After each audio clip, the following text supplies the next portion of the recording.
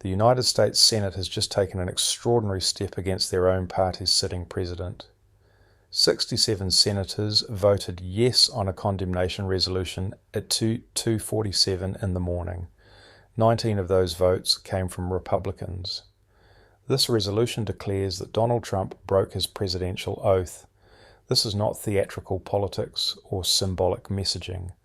This represents formal censure driven by evidence so damaging that even long-time defenders could not maintain their support. When Republican senators who protected this president through 2 separate impeachment proceedings suddenly turn against him in an overnight session, you are witnessing something catastrophic unfolding in Washington. What triggered this historic action? A leaked Situation Room transcript allegedly contains direct commands to weaponize federal law enforcement against political adversaries. The recording reportedly includes specific directions to create false evidence when needed. Sources who reviewed the audio claim the president's voice explicitly demands that the Justice Department construct criminal allegations against 3 Democratic governors currently in office. This goes beyond typical political conflict or partisan disagreement. Members of his own political party are now joining opposition members to publicly condemn their president. When 19 Republican senators break from party unity like this, something massive has detonated. It feels surreal watching elected officials from both parties unite against the president in ways unseen since the Watergate era. Here is how this situation developed. Friction between the White House and Congress has intensified over recent months. Executive orders circumvented legislative processes. Conflicts emerged with federal judges. Repeated confrontations occurred over how the administration handled the Justice Department. Then everything accelerated on January 17th when a career intelligence professional leaked a 47-minute audio file to the Senate Intelligence Committee.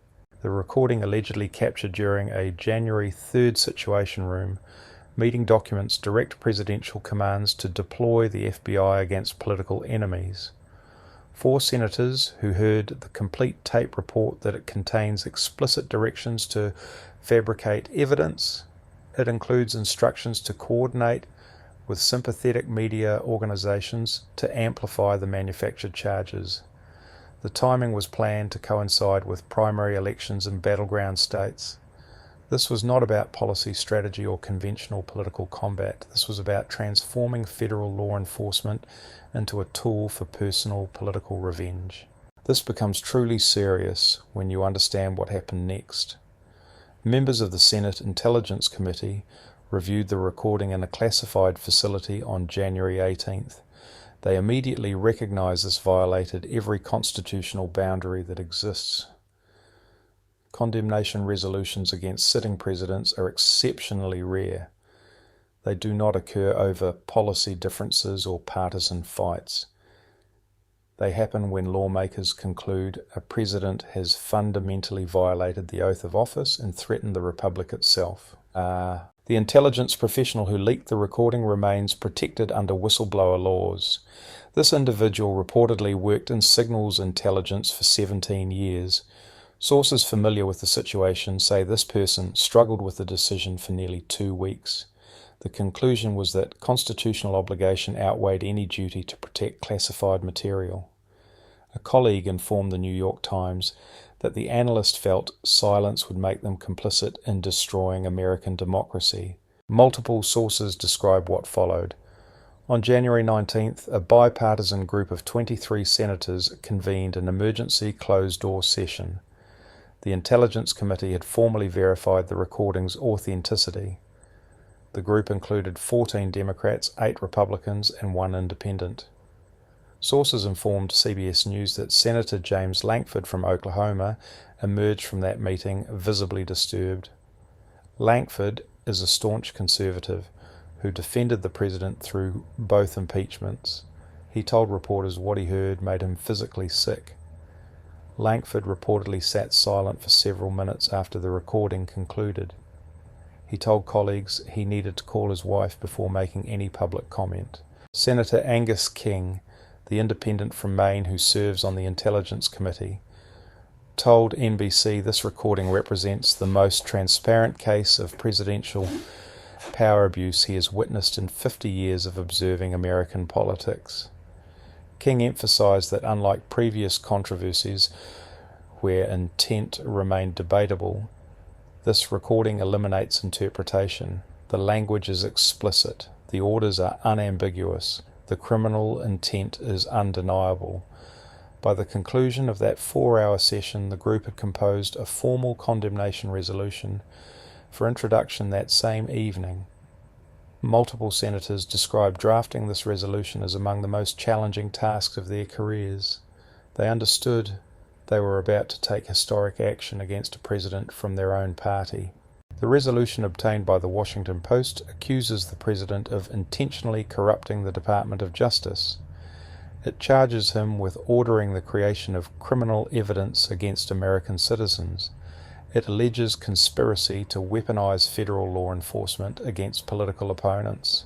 Reporters reviewing the complete text noted the language is exceptionally direct and severe. The resolution explicitly states these actions constitute betrayal of the presidential oath and direct assault on constitutional order. It references specific statutes potentially violated, including 18 U.S.C. 242, which criminalizes rights deprivation under color of law. Now things become absolutely extraordinary. When the resolution reached the Senate floor at 11:40 p.m. on January 19th, Majority Leader John Thune initially tried to table it, but in a remarkable procedural action, 12 Republican senators joined all 47 Democrats and both independents to force a vote. That motion succeeded 61 to 39. The chamber descended into almost surreal quiet as a roll call began. C-SPAN cameras documented several senators with heads lowered. Some appeared to be praying. Others stared upward as if seeking guidance. The atmosphere was intensely tense, gallery reporters noted. You could hear the ventilation system because nobody was speaking. Staff members lined the walls. Many were openly weeping. Multiple senators who served for decades later called it the most solemn moment they ever witnessed on the Senate floor. The pivotal moment arrived at 2:31 in the morning. Senator Mitch McConnell rose to speak. McConnell is the former majority leader who twice voted to acquit Trump in impeachment trials. Gallery reporters said his voice remained steady but grave as he announced he would vote yes on the condemnation resolution. McConnell informed colleagues he spent 38 years in the Senate defending presidential prerogatives, but this recording represented something fundamentally different. He explained that commanding law enforcement to manufacture evidence against political opponents is not executive authority, it is tyranny. The word tyranny from Mitch McConnell created shockwaves through the chamber. Multiple senators audibly gasped. Senator Susan Collins from Maine was observed wiping away tears. When one of modern conservatism's most influential leaders applies that word to a Republican president, it signals something unprecedented. Claims of partisan witch hunts completely collapse when accusers include senators who defended this president through every previous controversy. McConnell continued for 7 more minutes. His voice occasionally broke with emotion. He recalled his father's military service in World War II, fighting actual tyranny overseas. He discussed the founders' concerns about executive overreach. He concluded by stating that some votes transcend politics, transcend elections, transcend the next primary. Some votes determine whether we still believe in the Constitution we swore to defend. This is not the first time pressure mounted against a president over power abuse. Consider Richard Nixon during Watergate. When tapes revealed Nixon ordering the cover-up, Republican senators privately informed him he lost their support. Pressure intensified until senior GOP leaders visited the White House and told him conviction was certain. Nixon resigned 3 days afterward, then Bill Clinton during the Lewinsky scandal. He faced impeachment centered on personal misconduct and perjury about a private matter. The critical distinction is Clinton's actions, though dishonest and inappropriate, did not involve using federal law enforcement to fabricate evidence against American citizens. Clinton lied about personal behavior.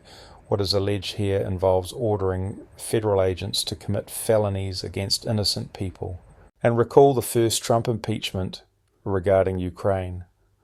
Some Republicans privately expressed concern about conditioning military aid on political investigations. Publicly, they maintained the president committed no impeachable offence. The party remained unified even when evidence of quid pro quo seemed clear to many observers. The defence centred on claims the president's actions, while perhaps inappropriate, did not justify removing a president from office. Now, however, it is different. This time, 19 Republican senators publicly voted to condemn. The pattern is evident. When presidents abuse power in ways threatening the fundamental integrity of law enforcement and the justice system, even their own party eventually reaches a breaking point. Political loyalty has boundaries that cannot be crossed. What allegedly provoked this unprecedented reaction? Legal and constitutional experts who reviewed detailed descriptions of the recording say the actions violated core principles governing American democracy since the founding.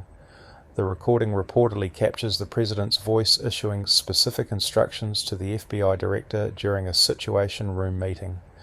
First, orders to initiate criminal investigations into Governors Gretchen Whitmer of Michigan, Josh Shapiro of Pennsylvania, and Gavin Newsom of California. The basis was not evidence of crimes but their political opposition. The president allegedly stated these governors proved too effective at opposing his agenda and required neutralization before the next election cycle. Second, explicit instructions to coordinate with allied prosecutors in certain states. The goal was ensuring indictments would be delivered during primary election season to maximize political damage. The recording allegedly includes discussion of specific timing. The president suggested arrests should occur during televised campaign events for maximum media coverage. Third and most damaging, direct orders to fabricate evidence if necessary to secure convictions. This included manufactured financial documents and created witness testimony. Senators who heard the tape say the president expressed frustration that the governors had not actually committed crimes. He then proposed that evidence should be created to solve that problem. The recording allegedly includes the president stating, according to what senators described, that these governors need to be in handcuffs by Super Tuesday, and he does not care what must be invented to make that happen. This was not policy debate about law enforcement priorities. It was a transparent attempt to convert the FBI into a political weapon. Here is what should concern everyone regardless of political affiliation. This is not just about one recording or one isolated conversation. If a president can order federal law enforcement to manufacture evidence against political opponents, the entire concept of equal justice under law disintegrates. Once that precedent establishes, every future president, Democrat or Republican, could deploy the FBI and DOJ as personal enforcement tools against anyone opposing them. The implications for American democracy are catastrophic. This places congressional Republicans in a nearly impossible position. On one side, they face pressure from a base that remains intensely loyal. That base views any criticism of the president as betrayal. This means defending him regardless of evidence. It means attacking the leak as illegal. It means framing the entire situation as deep state conspiracy. On the other side, they confront evidence that, according to their own colleagues, demonstrates the president ordering crimes against American citizens. They must now explain to constituents why ordering the FBI to plant evidence is acceptable provided the targets are political opponents. That position is nearly impossible to defend. There is no credible defense available. Either the recording is authentic, making the described actions indefensible felonies, or it is fabricated. Fabrication would require believing the Senate Intelligence Committee, career intelligence analysts, the FBI Forensic Audio Laboratory, and 19 Republican senators are all participating in an elaborate conspiracy against the president. Neither option offers a viable path forward for the administration. Legal and political analysts are calling this a constitutional crisis of the highest magnitude. Lawrence Tribe, the Harvard law professor and constitutional scholar, told CNN that if the recording's contents match descriptions, this represents the most severe abuse of presidential power in American history. He emphasized Nixon's crimes largely involved covering up political espionage. This would involve manufacturing criminal prosecutions of innocent American citizens. Tribe noted the Founding Fathers specifically designed impeachment for exactly this abuse. He called it the constitutional remedy for a president transforming justice machinery into a weapon of personal vengeance. Even Jonathan Turley, the George Washington University law professor who frequently defended presidential authority and testified for Republicans during Trump's first impeachment, acknowledged the allegations are extraordinarily serious. He noted that ordering evidence fabrication would constitute multiple federal felonies. These include conspiracy to deprive citizens of civil rights, obstruction of justice, and potentially witness tampering. Turley emphasized no theory of executive privilege or presidential immunity could shield these actions. He told Fox News that if this recording is authentic, he could not in good conscience defend these actions. Every constitutional scholar he knows would reach the same conclusion. A former federal prosecutor who served in the Bush administration told NBC News that if the recording is authentic, this is not a question of impeachment, it is a question of criminal prosecution. Ordering law enforcement to manufacture evidence against political opponents is not a grey area. It is the definition of tyranny.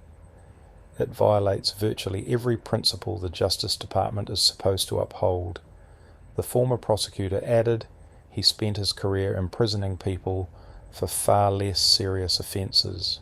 Neil Katyal, the former acting Solicitor General under President Obama, went further. He told MSNBC these allegations, if proven, would represent grounds not just for removal from office, but for criminal prosecution both during and after the presidency. He rejected any notion a sitting president could not be indicted for ordering evidence fabrication. He called such interpretation a perversion of constitutional principles. Let's examine what this could mean. First, the political impact is immediate and devastating. A formal bipartisan condemnation from the Senate now exists that includes nearly 20 members of the president's own party. While this resolution carries no direct legal authority, its symbolic and political weight is enormous. It signals to other Republicans that breaking ranks is not only acceptable, but may be politically necessary for survival. Before this vote, many Republicans feared any criticism could end careers through primary challenges.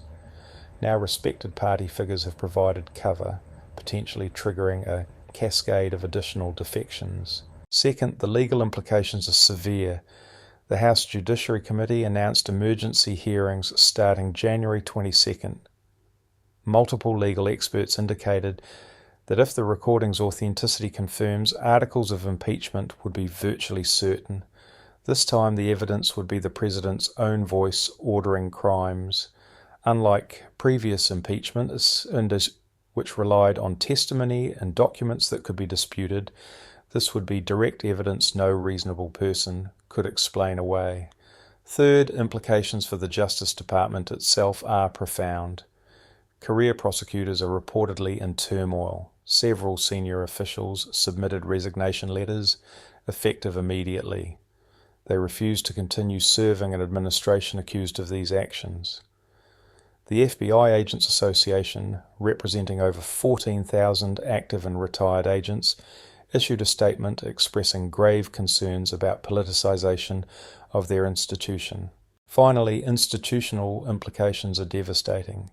Every federal prosecutor, every FBI agent, every career official in the Justice Department now questions whether they can trust investigations are conducted for legitimate purposes.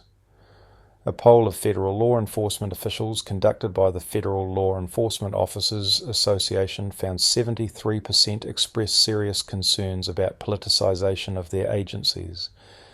That staggering number threatens basic functioning of American law enforcement. Damage extends beyond the Justice Department. Intelligence agencies reportedly face a morale crisis. Career officers who dedicated lives to protecting the country now wonder whether their work will be weaponized for political purposes.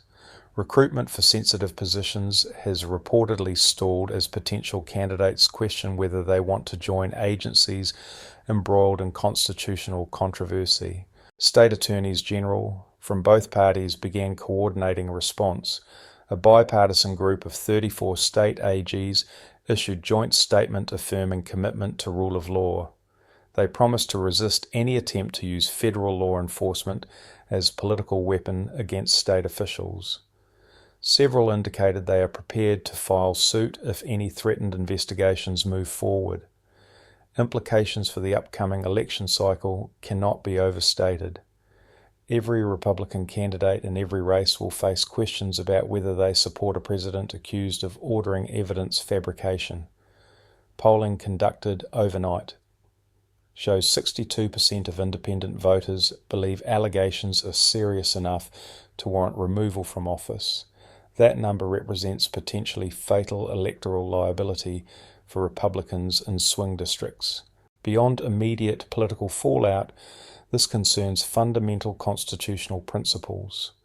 The President's role as Chief Executive includes federal law enforcement oversight, but that authority must be exercised within constitutional limits. It demands prosecutions be based on evidence, not political vendettas. If a president can order the FBI to fabricate evidence against political opponents, then rule of law becomes meaningless. We are no longer a constitutional republic, but something else entirely. This scenario is causing panic within Republican leadership. Reports indicate senior Republicans held emergency conference calls throughout the night of the vote. Some argued for circling wagons and attacking the leak. They claimed classified information should not have been disclosed. Others insisted allegations themselves demanded response regardless of how the recording became public. The party is fracturing in real time. It is torn between loyalty to a president who commands their base and responsibility to address what many call the most serious power abuse in American history. Meanwhile, the White House went completely silent after the vote. No statements were issued, no tweets appeared.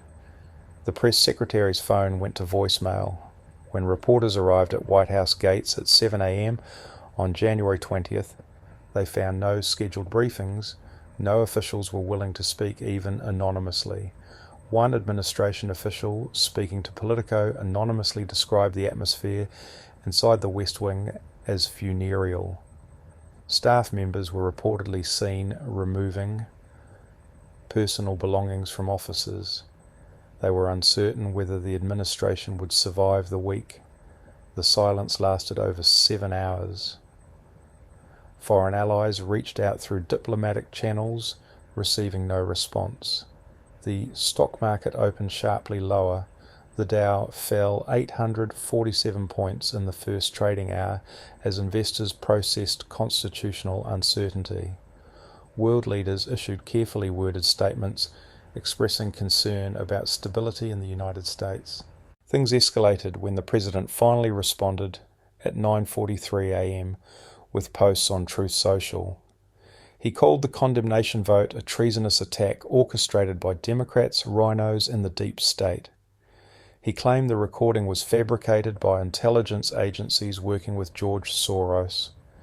He claimed senators who voted for condemnation would face primary challenges funded by his political operation. He specifically named Mitch McConnell, calling him a fossil who should be investigated himself. He threatened that Republicans who crossed him would learn what happens to traitors. What makes this more extraordinary is the president's response essentially confirmed the pattern described in the recording. Instead of addressing the substance of allegations, the reaction was pure fury and personal attacks on fellow Republicans. When your defense involves threatening people who raised concerns rather than disputing evidence itself, you have already lost the argument. Legal experts immediately noted publicly threatening senators could itself constitute additional criminal exposure for witness intimidation and obstruction of congressional proceedings. This goes beyond a single controversy. It concerns whether a president can order law enforcement to manufacture evidence against political opponents without consequence. If there are no consequences for these actions, it establishes precedent that would transform American democracy into something unrecognizable. Every future president could target journalists, activists, business leaders, or anyone who criticized them. Rule of law would exist only for those lacking political power. The situation stands as follows. 67 senators, including 19 Republicans, just voted to condemn a sitting president for allegedly ordering the FBI to fabricate evidence against political opponents. The White House has gone silent. Legal experts are discussing not just impeachment, but criminal prosecution. The president's response has been threatening senators who voted against him rather than addressing evidence itself. This is no longer just partisan politics. It concerns whether we accept using federal law enforcement as a weapon against American citizens who committed no crime other than political opposition. When Mitch McConnell uses the word tyranny to describe a Republican president's actions, we have entered genuinely unprecedented territory. When 19 Republican senators vote for condemnation in the middle of the night, the political landscape has fundamentally shifted. If there are no consequences, it sets precedent that would end the American experiment in constitutional government. Future presidents of either party could target anyone opposing them with fabricated criminal charges. They would know political loyalty would protect them from accountability. Watch the story closely. The House Judiciary Committee begins emergency hearings on January 22nd. The Senate Intelligence Committee is preparing to release a redacted transcript of the recording. Sources indicate additional recordings may exist. These potentially include conversations with the FBI Director and Attorney General. Reports are emerging that several cabinet members are privately discussing invoking the 25th Amendment. International reaction has been swift and alarming. NATO allies issued statements expressing concern about stability of American democratic institutions. The British Prime Minister called for calm and constitutional process. Germany's Chancellor noted the world is watching to see whether America's institutions can withstand this test. Even adversaries weighed in. Russian state media gleefully covered the chaos, suggesting American democracy is collapsing from within. Financial markets remain in turmoil. The dollar has weakened against major currencies. Treasury yields have spiked as investors question stability of American governance. Major corporations pause political donations pending clarity on the situation. The Chamber of Commerce, typically a reliable Republican ally, issued statement calling for thorough and transparent investigation into allegations. Military leaders have remained publicly silent, as is appropriate for uniformed officers. But sources tell NBC News that Joint Chiefs Chairman General Charles Brown privately assured congressional leaders the military remains committed to the Constitution. They will not participate in any unconstitutional actions. That assurance, while routine in normal times, takes on extraordinary significance given the nature of allegations. Here is where things stand right now. 67 elected officials just put careers on the line declaring a sitting president ordered federal law enforcement to commit crimes against American citizens. The legal machinery is moving. Political coalitions are fracturing. The White House remains silent while the president threatens anyone who dares hold him accountable. This is not just another news cycle that will fade away. This is a constitutional crisis unfolding in real time. What happens next could determine whether the concept of equal justice under law has any meaning in America. The evidence is out there. The condemnation has been voted. Now we wait to see if accountability still holds any weight in Washington, or if we have crossed a threshold from which there is no return. The stakes have never been higher, the evidence has never been more damning, and the constitutional crisis has never been more immediate.